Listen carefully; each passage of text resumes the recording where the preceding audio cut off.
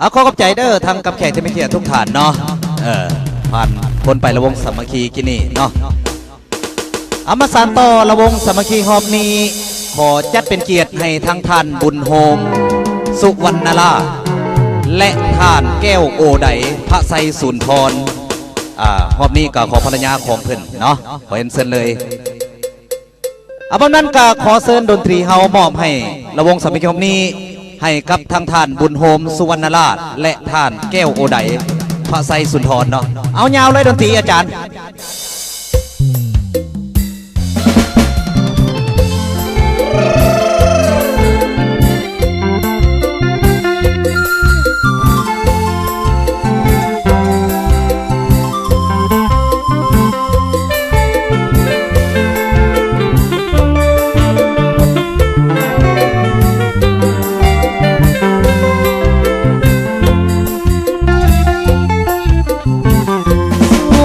มนต์แห่งนี้ที่เป็นทานดินสดใสสมแล้ววิไลกวงไก่สุดตาพาฝันท้องถิ่นลำนาวเงาเหยียดเกียรติได้ตั้ง3 กิโลนั้นเป็นหนึ่งสถานอยู่ในนครคนทางเคียงงามผู้คนเที่ยวท้องไปมาแม่ของคงพาคนเลือนลากไหลสู่คอนเห็นหมู่สาวลงลอยเล่น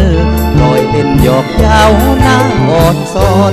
นกบินกับคอนเมื่อยามคอยคำคืนวันเพ็ญแสงเดือนแสงดาวส่องมาสุกุรา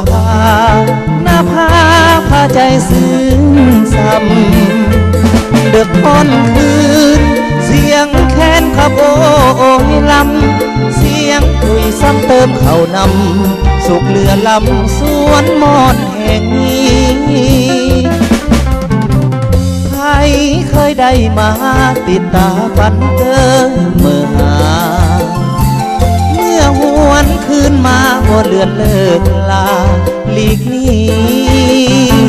แม้นเกิดชาติใดขอจงเกิดในดินฐานบ้านแห่งนี้ทั้งศูนย์ชีวิตจะบ่ขอลา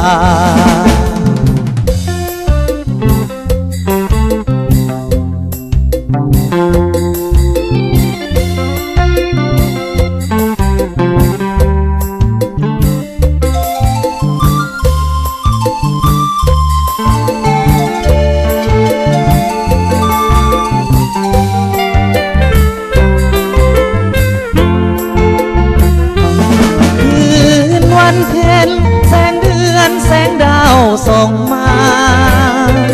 สุกุราหน้าผาพาใจซึ้งซ้ำเดือดค่อนคืนเสียงแค้นขบโอยลำเสียงคุยซ้ำเติมเข้านำสุกเรือลำสวนมอนแห่งนี้ใครเคยได้มาติดตาฝันเกินเมื่อหาเมื่อหวนคืนมาบ่เลือนเลิกลาหลีกนี้แม้นเกิดชาติใดขอจงเกิดในถิ่นฐานบ้านแห่งนี้ถึงศูนย์ชีวิตจะบ่ขอลา